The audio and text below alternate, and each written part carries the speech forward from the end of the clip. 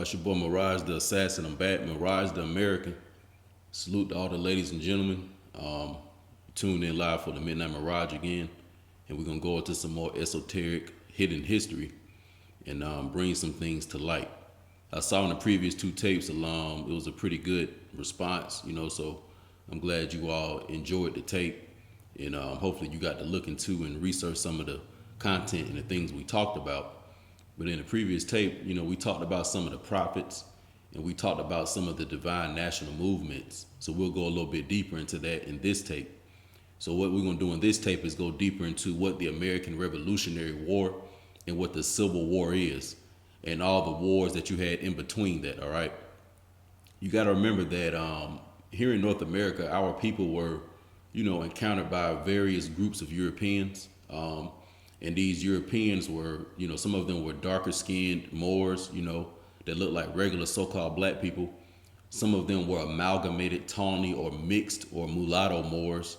This would be what you would call a mixed person, or somebody who is half black or half so-called white. And then you had the pale Slavs or slaves that came with them that they were used to work on their plantations. You all know these people as being white Anglo-Saxon Protestants. A lot of the people that claim that they were trying to leave out of Europe for so-called religious freedom. Really, these are also some of the people that were used by the dark, bleached out, amalgamated Venetians. And the Venetians are basically a later group of people who descend from, what we'll say the original so-called Greeks, the people in the so-called, Iberian Peninsula or Southern Europe. But anyway, a lot of those people were financing a lot of the wars in Europe. Some of us know them as the 30 Years' War, the 100 Years' War. A lot of those fused between France and the newly, created kingdom of so-called Britain or, London and all that type of stuff.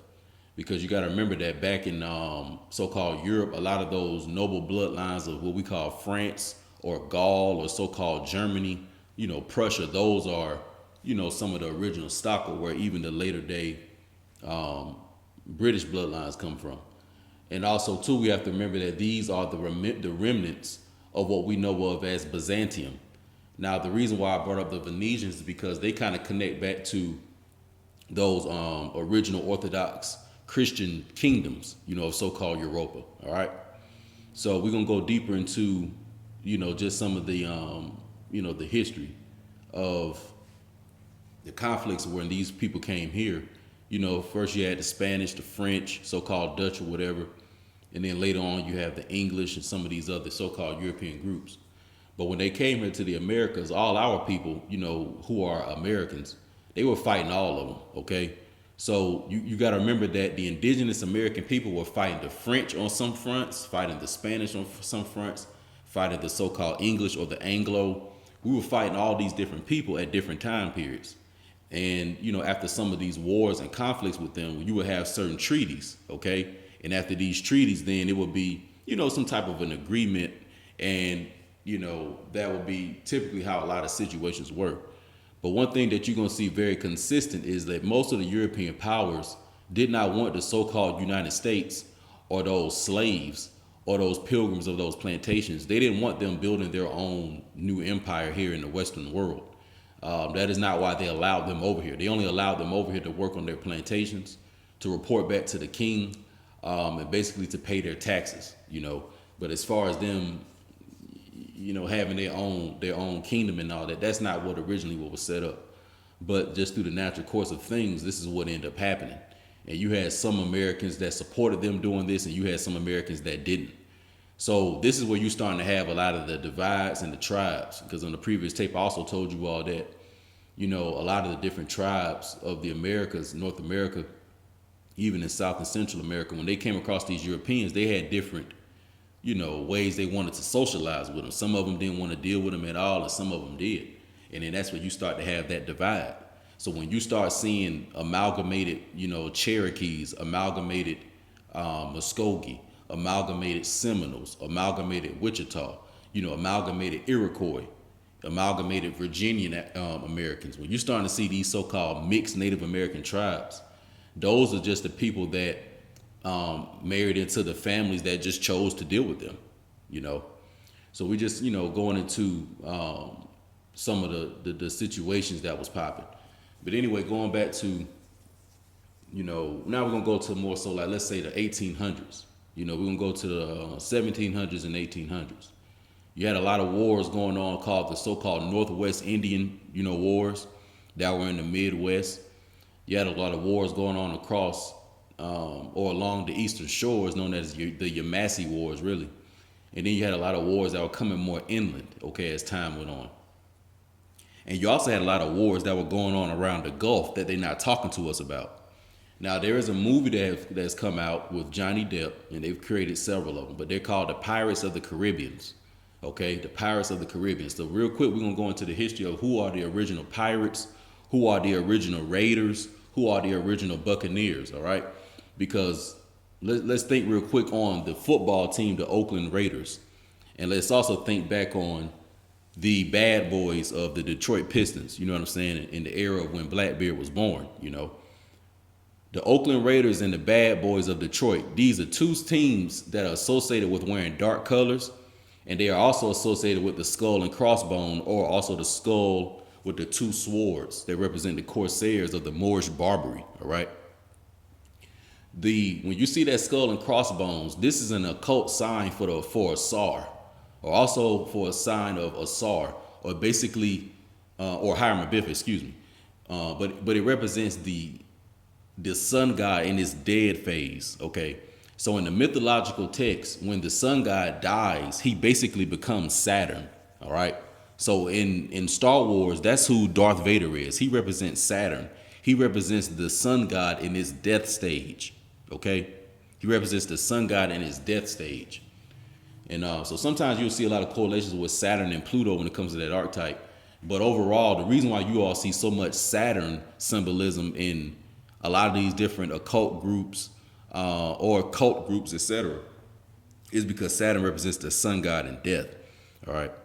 So when you see the skull and crossbones, this is just that Moorish bloodline of those ancient men who were the custodians of those mysteries coming from the ancient Maya, or what you all may know of as ancient Egypt. Okay.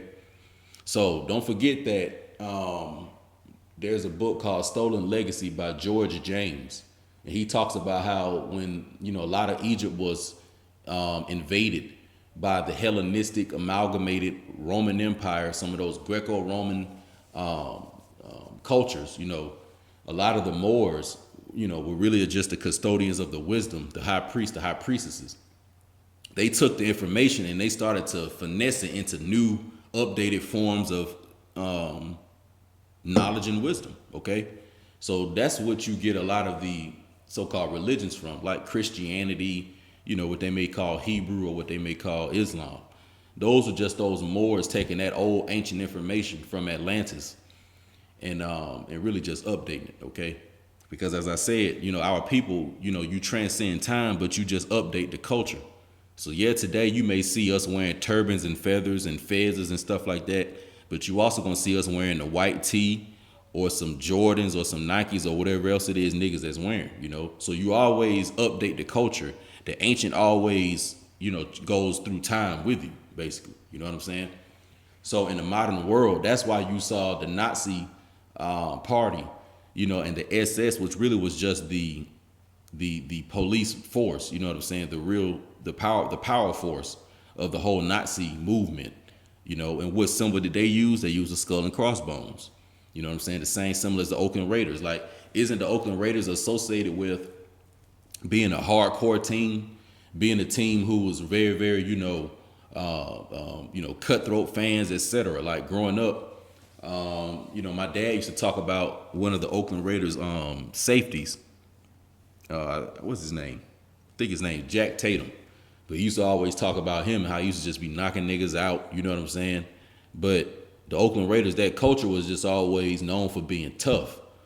Think about the Oakland Raider energy, or the Raider energy that you see behind NWA, the so-called rap group or hip hop group. Now you want to understand, well, why were they into all that Saturn's symbology? Wearing the black and gray, wearing the Oakland Raider jackets and hats and stuff like that. You know, because of course they were from Los Angeles, but also why does that energy seem to stick with that skull and crossbone like that? Also, too, think back on the football team in Florida, the Tampa Bay Buccaneers. Okay, think about it, the Tampa Bay Buccaneers. All right, so why would they be associating with people in Florida with Buccaneers and pirates and stuff like that? What was going on in Florida or around the Gulf Coast that had to do with piracy and different water wars? Because as I told you all in the previous tape, when you all think about the Barbary Wars here in America, you got to think about the wars that were on the creeks. Because when these different foreigners started coming to the Americas, they would use the creeks when they would come inland, and they would come across all these different empires and kingdoms along the shores. Because as I said, the rivers and the creeks, our empires and kingdoms were along the shores of the major rivers and the major creeks that were in the inland mainland part of the, of the continent. So not only did they encounter them along the coast, you know what I'm saying, but they also encountered them when they came inland, and when they would go down these rivers, you know what I'm saying? And then they would come across these entire civilizations that would be off the bank of these, river banks, the coast of these rivers or whatever. So we're going to go deeper into some of the water wars, also known as the Barbary Wars, also known as the Seminole and the Creek Wars that were here in the Americas. All right. So they're showing you why they get the whole Pirates of the Caribbean, and that's here in the Americas. So don't forget, in the early 1800s, you had what's known as the Barbary Wars. That was between the so-called United States, these, pilgrims here, the Christian WASP pilgrims, white Anglo-Saxon Protestant pilgrims, when they were fighting against the Moorish Empire, okay, the Moorish International Empire, because they was fighting against it here, and they were fighting against it over in the Mediterranean Sea. And a lot of their boats, when they were trying to go through with their people and stuff, traveling, moving around their Christian citizens of their little countries or whatever, and when they were trying to move resources and stuff like that, a lot of their boats was being raided by indigenous people. You know what I'm saying? Both here in the Americas and over in so-called Europe. But right now we focusing in the Americas, right around the Gulf Coast. A lot of these Spanish ships, like when they say that Cortes and Hernando de Soto and all these different people were coming here looking for gold and a lot of that stuff, they didn't really find shit. And a lot of the stuff that they did find, they're not gonna tell y'all that they were actually killed, and that stuff was stolen back from them. And they were looted by probably other pirates and aboriginals here in the Americas. So it wasn't like these folks were just riding around with boats full of gold and stuff like that. Like, it was niggas and it was niggas plotting in all kind of creeks and swamps and all that type shit, straight plotting on them. All right. So what we're gonna do is we're gonna do a little reading, and I also got some pictures that I want you all to look at, because some of these Spaniards that they have been telling you all were Caucasian people, they were not Caucasian. Because in a minute we're gonna look at a picture of Hernando de Soto, which was a so-called Spaniard who came into Florida in like the 1540s, early 1500s, and he came across a lot of the indigenous people of Florida, Georgia, and Alabama, and they basically kicked his ass and sent him west of the going into the Mississippi, and he didn't get to set up no kind of sites here or nothing like that. So he failed when he came to Florida and Georgia and Alabama, stuff like that. That's why y'all don't see too much Spanish type of settlements. You may see a little bit of it in like southern Florida and certain areas in Florida, but once you start coming into like Georgia and Alabama, you're not going to see it as much, because the Moorish Empire in Southern America, the Barbary states of Southern America, the Confederacy of Southern North America, the southern so-called states, they stopped them. All right. So what I'm gonna do right now is read a PDF that's on some Moorish information. We're gonna talk about Fort Negro of 1816. I've talked about Fort Negro before, where Andrew Jackson was basically sent by the United States government, and they started to come deeper into the South to steal land. So when we talk about the American Civil War and the American Revolutionary War, this is what we're talking about, okay? This is what we're talking about. So let's go into this. So the first thing we're gonna do is we're gonna just kind of connect, some of these ancient ties between old Britain and the old Moorish Empire and old America. Because also remember this too. Let's take the Old Testament, where you have Egypt and you have the people of Israel. Different monarchs during Egypt's history had different relationships with the people of Israel.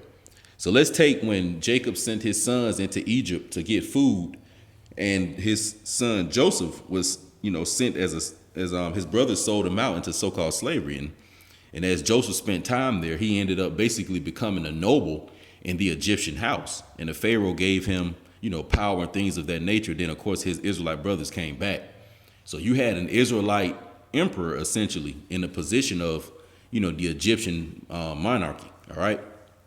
But then fast forward, you will have the Egyptian Pharaoh during the time of so-called the Exodus, and he was going to war with the Israelites. You know what I'm saying? Whereas the Pharaohs before him had certain peace with the Israelites. All right. Let's take King Solomon when he had the alliance with Phoenicia, and he had the alliance with Egypt. When he had the Pharaoh, he married the Pharaoh's daughter. Go look in 2 Kings and get this information.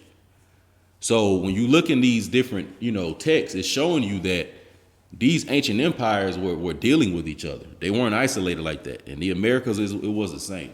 All right. Let's go into this. In the evening, a deputation of chiefs went into the fort and demanded its surrender, but they were abused and treated with the utmost contempt. The black chief, or the American chief, heaped much abuse on the United States citizens, or the colonialists, and said he had been left in command of the fort by the British government, and that he would sink any United States vessels that should attempt to pass it, and would blow up the fort if he could not defend it.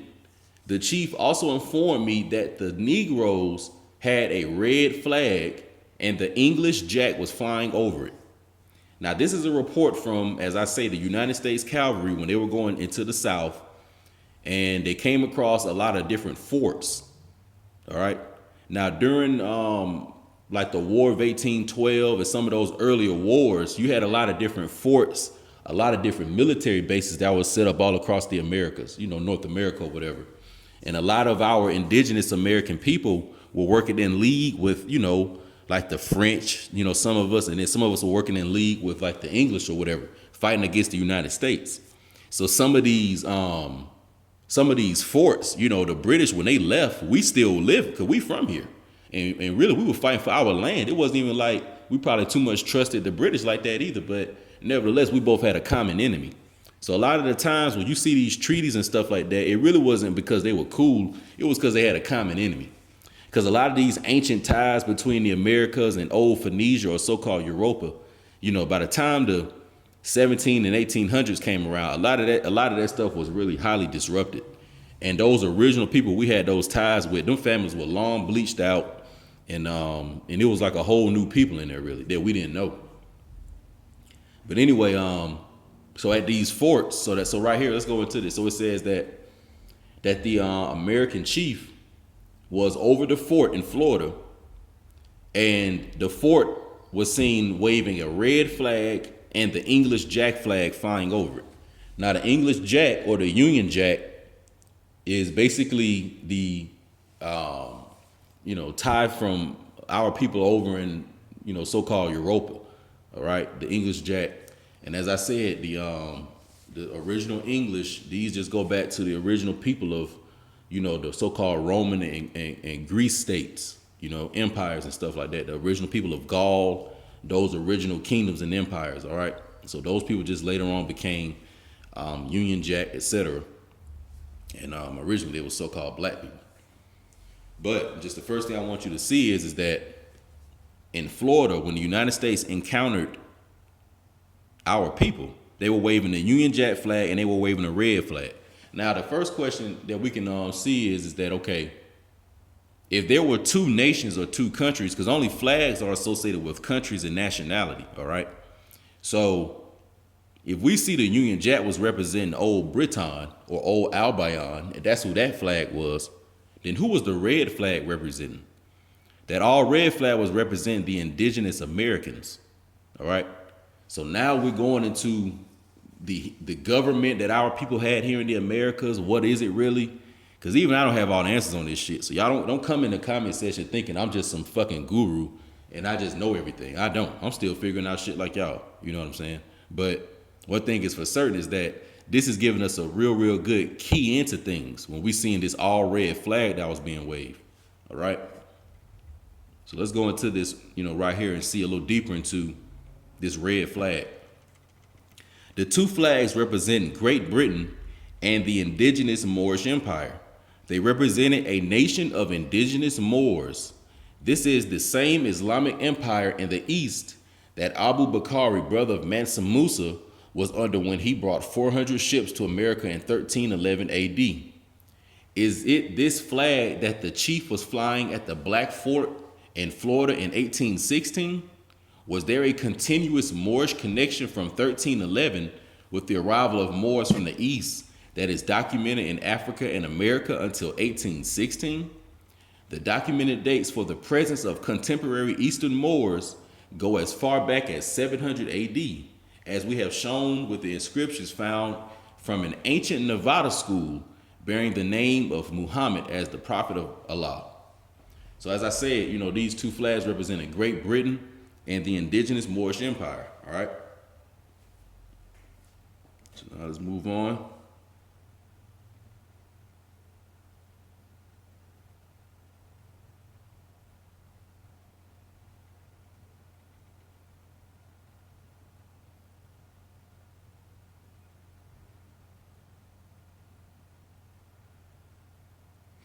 All right, so now I'm gonna read you all a little bit about the brother who was named Abraham, but his indigenous name was Sonoufe, Sounoffe.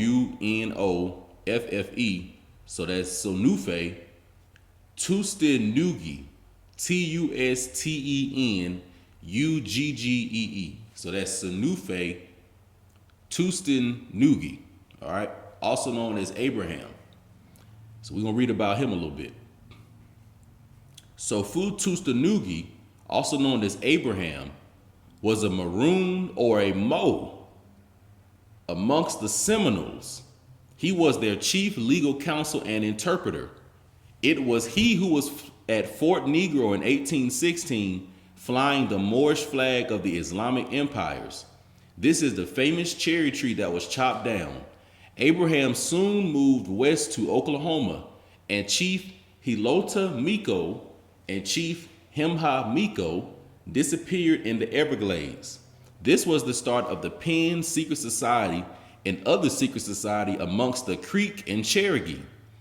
These are the societies that later developed into the ancient Egyptian Arabic order of nobles of the mystic shrine and the Moorish Science Temple of America. All right. So now some of us want to know, well, what are the origins of the Moorish Science Temple of America? What are the origins of the Shriners? Where did some of these original groups come from? Why were they started? Well, we just broke down right here exactly where they came from. These groups were started during the American Civil War, or what's known as the Seminole Wars. And they were started by those different Seminole Aboriginals from so-called Georgia, Florida, Alabama, South Carolina, when they went into hiding after these wars against the so-called United States. Because you got to remember, they didn't really defeat our people in the Everglades. They couldn't even really go up in there like that. You know what I'm saying? You got to remember, these folks was foreign. They weren't from here. All right. They didn't understand the woods of Georgia and the different forests of Georgia. You know what I'm saying? The swamps of Georgia and Alabama, the Everglades and the creeks and the backwoods of Florida and in the Carolinas. They didn't know nothing about this shit. You know what I'm saying? So our people went into hiding. And then what did we do? We took the information, because we're the custodian, we're the Moors. Sometimes they call Maroons or sometimes called Mo. They said that Tustenuggee or Abraham was also known as Mo, the Seminole. Don't you all hear people refer to Moors each other as Mo sometimes? What's up, Mo? You know what I'm saying? That's what it is. But anyway, going back to ancient Egypt or ancient Maya, okay? Didn't I say that the Moors were the custodians of the information when they start burning the libraries of Alexandria and stuff like that and trying to destroy all the ancient Atlantean information and all the history? Well, some of our people took that stuff and they hid it and they updated it and they put it into different esoteric literature. And they had different groups and organizations that were coming together to protect the information, so their descendants could get it into the future one day and use it to raise Hiram Abiff out the tomb. That's why they were waving the skull and bone flag, because guess who their descendants are? It's us. So the groups that they made to hide the information are these groups called the Ancient Egyptian Arabic Order of Nobles of the Mystic Shrine, Moorish Science Temple of America, the Nation of Islam, believe it or not. All right. These original groups were just basically the leftover organizations that go back to like the 17, 16, 15, and 1800s. All the way back to when you had Tecumseh, who was influenced by the Most High or the Great Spirit to come deep into the South to talk to his Creek brethren, his Muscogee brethren in Georgia and Alabama. And he told them that there will be a sign from the heavens that we must all come together as Pan-Americans and fight against these foreigners trying to take our land. And that sign was the Great Comet of 1811 and the New Madrid earthquake of 1812 to 1813. And this is what influenced and gave the inspiration and the motivation to start the Muscogee Wars, the Creek Wars, and all these different, the Alabama Wars, and all these different wars that happened in the South. Because there's no coincidence that a lot of these wars in the South happened after Tecumseh, after he came here. After he came into the South and left, that's when all these wars happened. That's when these secret groups and stuff started showing up. Didn't I tell y'all that there were bands of war prophets that came with Tecumseh from Indiana and Ohio? What did they have up in Illinois? Didn't they have Cahokia, Illinois? So what civilization was Tecumseh really coming from? Could he have been an Egyptian? Could he have been an indigenous American Hebrew coming from Illinois or ancient Egypt, coming down to the South, taking the rivers to come to the South to talk to his people down in Atlantis? And he influenced his people with a spiritual divine movement, a spiritual national movement that led to war parties, that led to people being religiously converted into new spiritual, principles that were taught to them by Tecumseh and his prophets. These were really the same stories that you all read in the Old Testament. Okay? So to wrap that part up, if you want to know where did the Moorish Science Temple of America come from, where did the ancient Egyptian Arabic order of nobles of the mystic shrine come from? They came from the indigenous American Moorish nationals and warriors that were from the South, that were fighting in the American Revolutionary War, that were fighting in the Civil War, that were fighting in the Yamasee War, that were fighting in the Stono Rebellion, that were fighting in Bacon's Rebellion, that were fighting in all these various wars, the Ocmulgee War, all these different wars. And when these warriors went into hiding, because the wars never really stopped, but when these warriors went into hiding, the principles, their ways of life, the things that they had as jaguar warriors from being in the Aztec culture and the Maya culture, you know what I'm saying? That's what the whole Black Panther thing comes from. Those were a warrior class. Who you think they descendants were? The Creeks, the Seminoles. That's where we get our fighting tactics from. We those same people. So those ancient secrets, you know what I'm saying? That ancient divine spiritual national movement that the warrior uses to influence himself, to keep him intact so he'll know what he's fighting for and he'll know what he'll possibly die for. These secrets they kept, and this is what the shrine is.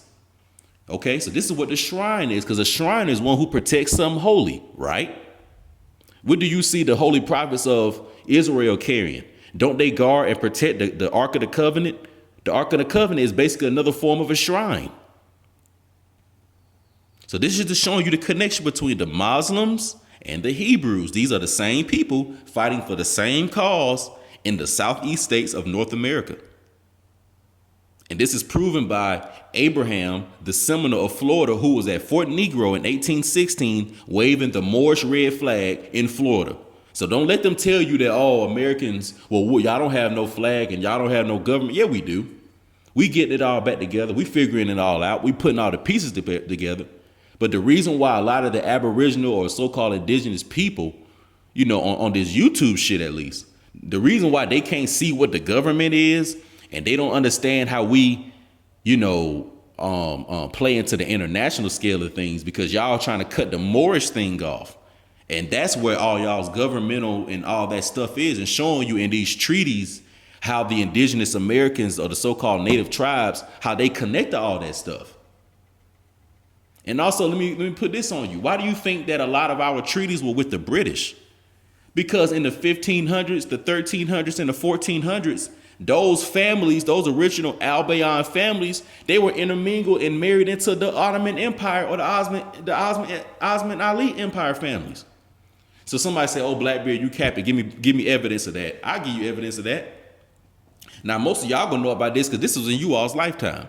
Let's go back to the 90s of y'all's situation with Princess Diana. Princess Diana of the so-called British monarchy. Now, originally she was married to Prince Charles, I think, okay? But, you know, through all that satanic pedophilia, that pedivore culture that they got going on, you know, she probably got sick of that shit or whatever the case may have been. But anyway, she ended up trying to separate and divorce from him. And long story short, she was about to marry somebody that was a Muslim knight. She was about to marry a man who was part of the Islamic Empire or the Islamic Kingdom. So what you were about to have in the 90s going into the 2000s, which really would have probably prevented 9/11 and prevented all this fake boogeyman war on terrorism, preventing this whole fake Islamic Muslim scare and all this shit that came after 9/11, what you would have had is Princess Diana being married to an Islamic knight or a Muslim. So then that means that she would have converted into Islam, okay? So that means that you would have had Islam in old Albion, just like you had in the ancient world. But this modern Windsor, bleached out, amalgamated Venetian finance family, they couldn't have that shit. You know, so that's where you had the whole situation with Princess Diana or whatever. Because you were about to have an ancient Moorish marriage, really. You know what I'm saying? They were both bleached out. But nevertheless, if this would have been fucking 835, you know what I'm saying, or the year, 537 AD, this is what you had going on. Except the people would have been both black. So imagine a black Princess Diana from old Albion or from old France or old Gaul marrying a black man or a Moorish man from like ancient Persia or from Morocco or from Algeria or something like that. And then these two so-called black people that are one's from ancient old Christendom or going back to old Byzantium, and one is from the ancient Moroccan or the Islamic side. All right. And then they're going to have a child. And then now you have a child that represents the merging of those two nations. You see? So this is why I keep saying that during the times of like Atlantis, when the world was shifted and the continents were much different, and when our people had kingdoms and civilizations going on and all these different bleached out amalgamated people weren't really here yet, the world's politics was totally different. You still had conflicts, you had wars and stuff like that, but it wasn't the way it is today. All right.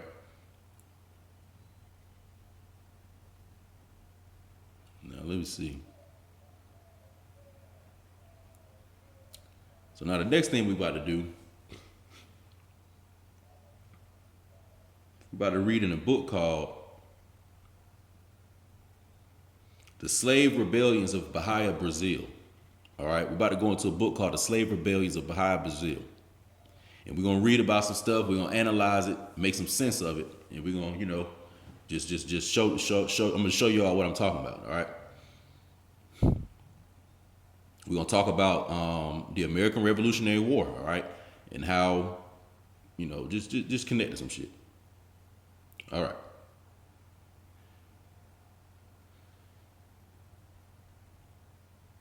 The enslaved African Muslims, now when they say African Muslims, it's really Moors here, all right?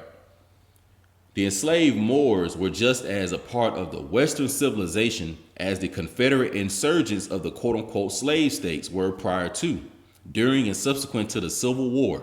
In fact, because the African Muslim or Moorish revolts against slavery began as far back in mainland America as 1511, when Muhammad Sanbu led a 2-month insurrection in league with other Fulbe and African Muslims or Moors, and Baton Rouge indicates that the real American Revolution did not begin in 1776 when Anglo-Americans decided they had had enough with their English overlords.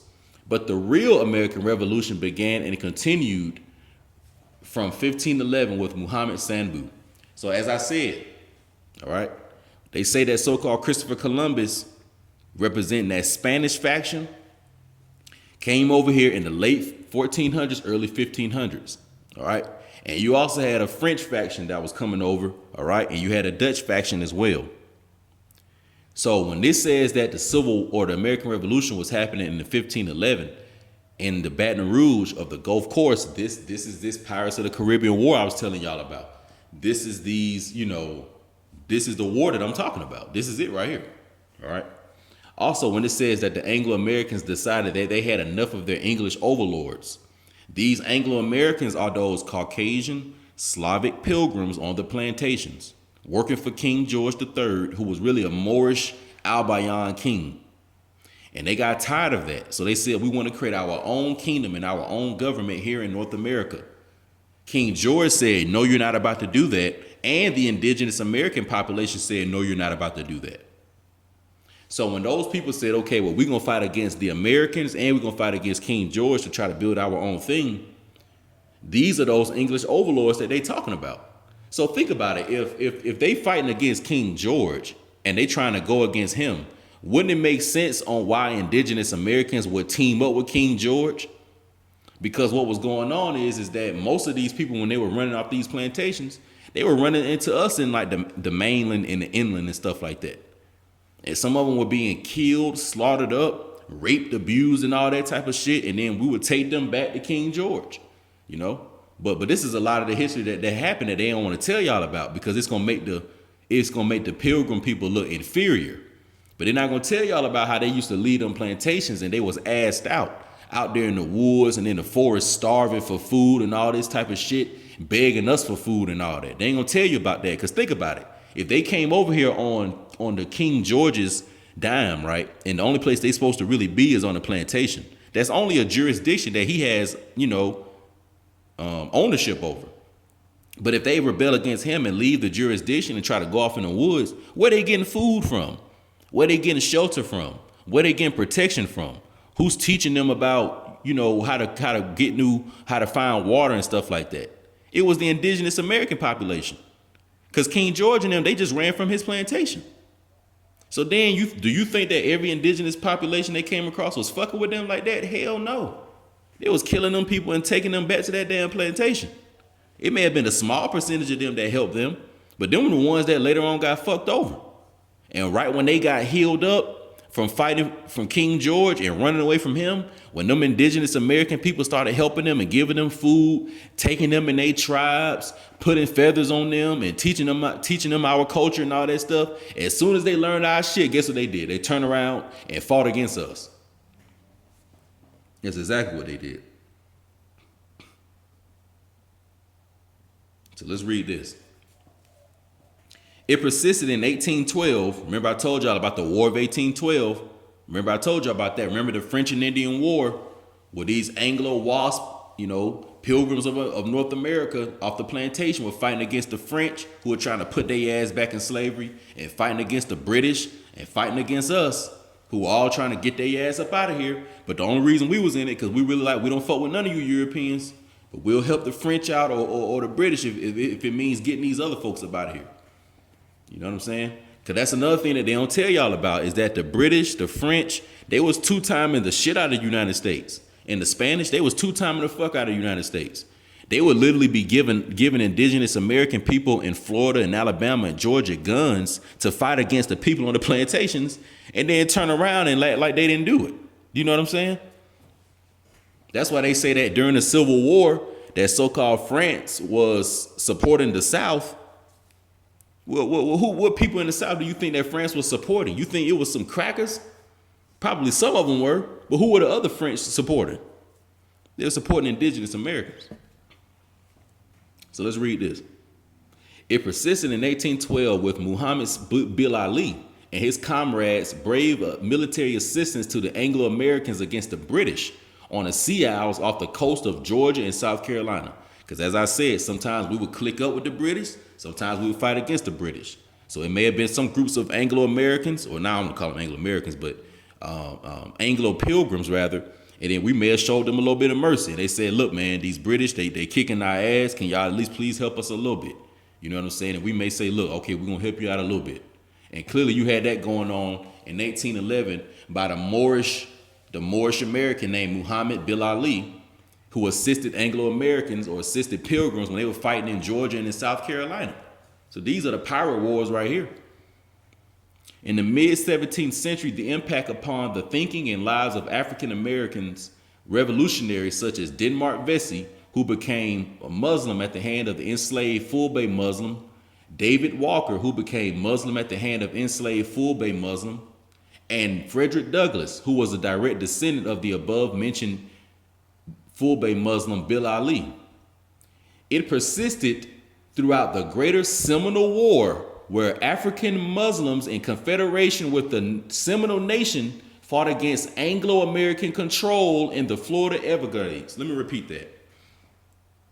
It persisted throughout the Greater Seminole Wars, where Moorish Muslims, okay, they saying African Muslims, but it's really just Moors from so-called Europe and Africa, in confederation, that means in league, with the Seminole Nation, fought against Anglo-American or the United States control in the Florida Everglades. So they telling you right here that during the so-called Seminole Wars, during the so-called Civil War, that you had indigenous Americans who are labeled as Seminoles, who were in league with Moorish Europeans and Moorish so-called Africans, or people, I don't want to say they was Moorish Africans, but they were from the Barbary Coast rather, who were Islamic. And that was what we had in relationship. So this is why the Moors of Europe and Africa were dealing with Moors of America. It was Hebrew and Islam. You know what I'm saying? We had a more ancient form of it. You know what I'm saying? And they had a more, form of whatever it was they was dealing with. But nevertheless, the root of it was all the same. All right. So then it says that finally in 1864, when Muhammad Nicholas led the Northern Union African Corps into the southern states in their victory against Anglo-American slavery. It is in this light that African Muslim revolts in Bahia, Brazil from 1807 until 1835 must be understood and considered. So what they're saying right here is that a lot of the revolts and a lot of the things that happened in Central and South America, such as like the French Revolution, the Haitian Revolution, these different wars in Brazil and all that happened in like the 1800s and 1700s, it's saying that those wars and those people were inspired by the North Americans who were fighting in Florida, who were fighting in Georgia and Alabama, Louisiana, Mississippi, and they were fighting and freeing themselves up here. And then that just trickled on down. So when they talk about the Holy Crusades or the Holy Wars, this is what I'm talking about, y'all. The Holy Crusades or the Holy Wars happened in North, Central, and South America. It was Hebrews and Muslims representing these Seminoles and these European Moors who were here that probably were kicked out and brought over here as so-called slaves. It may have been a few of them. But when they talk about, people coming from Europe who were kicked out and made into slaves and stuff like that, this is who they talking about, But anyway, it was them who were hooking up with Americans, and we were fighting against these folks in these different wars,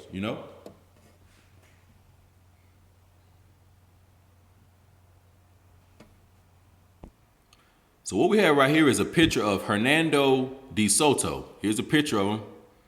You can see the text right there at the bottom, Hernando de Soto. But I want you to look very, very close at him. Now, although this is a great black and white picture, but you can see the dark curly hair. You can look at his beard, look at the mustache, look at the goatee. Just like a so-called black man, right? Hernando Cortes either was an amalgamated so-called black man or he was a light-skinned, full-blooded so-called black man. One thing is for certain is that he was not a pale, blue-eyed Caucasian person.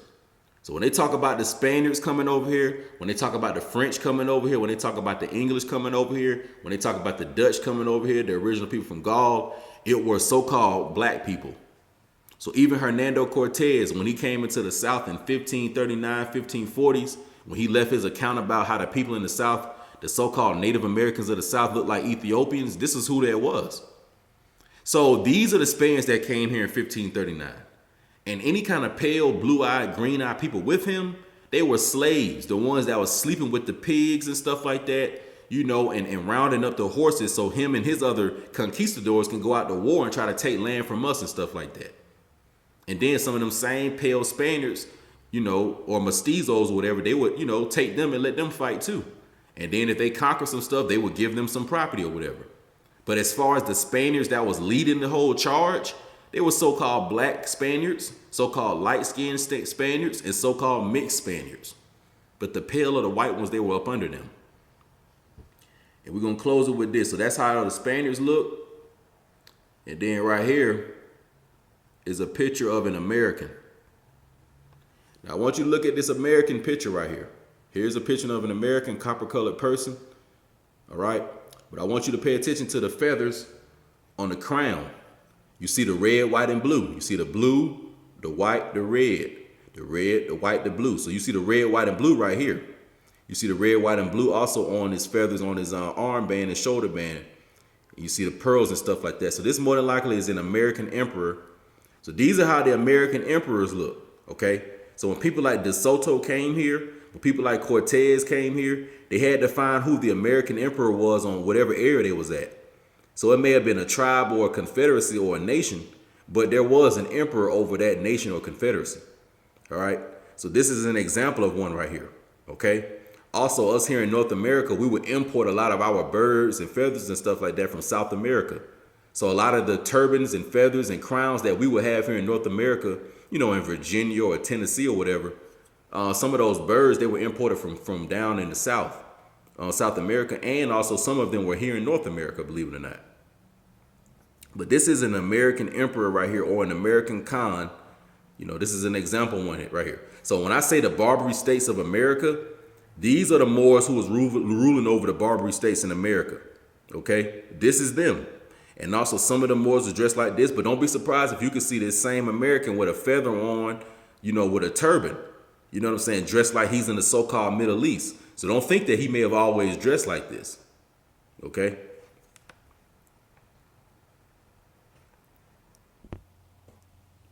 So I just wanted to show y'all those pictures real quick, and kind of put some images to what we dealing with. And maybe we're going to deal with this last one right here. So here we have a picture right here that says Florida, but it says T or Tamericans. T-Americans, Tamericans, Tameri, Maryland. Okay. So Florida is also Tameri or Maryland. All right. So they actually refer to the entire North America as Florida. And here's a picture of somebody who's from Tameri or Maryland. You see the crown, you see the feathers. So this is an indigenous Moor or a Moorish American or an autochthonous American, whatever you want to use, that's from Tameri or America or Mary or Maryland. So this is a descendant of Mary right here. This is a Saracen. This is a descendant of Sarah right here. Okay. So hopefully you all got something from this, presentation. I'm just bringing the people up to speed because we about to go through a wormhole, getting much deeper into this stuff. And I got more content coming out that you'll be able to have personally in your home with you, even when Blackbeard nowhere around. But just be patient with me, and until then, keep your studies up, and just give yourself some time with this wisdom, because we don't know everything, and just realize that you've been lied to. We've all been lied to. People want to separate the Moors from the Americans and the Americans from the Moors. They want to separate the Hebrews from the Muslims, but really we are all one people and it's one community, and it's really all one culture.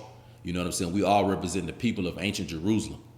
Ancient Jerusalem was a concept that Tecumseh actually had in mind. He wanted to see all American tribes come together and respect each other, even though we had different languages and different religions. But he wanted a Pan-American confederation, all right? And he wanted us to bang on the fucking beast and bang on any foreigner that was come here trying to override our shit. You know what I'm saying? So only real niggas and real niggas, are trying to actually uphold, and make, the vision of Tecumseh come real.